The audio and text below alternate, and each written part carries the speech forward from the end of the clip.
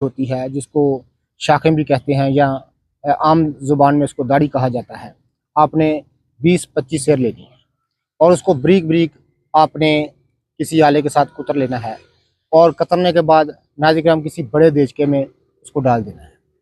बड़े देचके में डालने के बाद आपने करना क्या है कि बर्तन इतना बड़ा होना चाहिए कि 20-25 सेर दाढ़ी डालने के बाद और उससे दुगना पानी उसमें समा सके। तो नाज़िर उसको उस पानी से पुर कर दें। तो नाज़िर 2 दिन भीगा रहने के बाद चूल्हे पर चढ़ाएँ, देन धीमी-धीमी नीचे आग जलाएँ, यहाँ तक कि आधा पानी जल जाए और आधा पानी बाकी रह जाए। तमाम दाढ़ी को, जो बोर की दाढ़ी आपने बारीक कतर कर उस पानी में डाली है, वो तमाम अंदर से निकाल लें और अंदर के निकालने के बाद नाज़िर वो पानी जो है आग पर खुश्क कर लें। जब पानी आग पर खुश्क हो जाएगा तो